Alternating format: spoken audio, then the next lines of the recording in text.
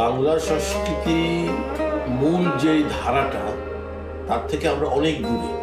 7 সমুদ্র 13 নদীর অন্য পারে আছি, তৃতীয় একটা ভূমি।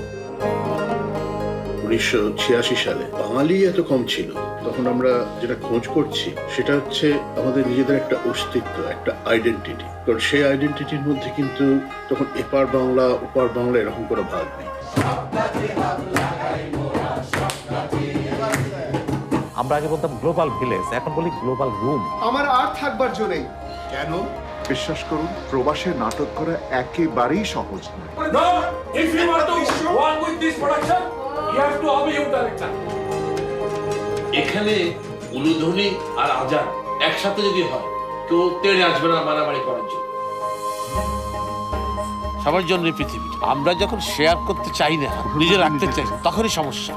আমাদের সময়ে আমরা কি করলাম এই অচলায়তন ভাঙার জন্য, এটা একটা বিষয় হয়ে থাকে।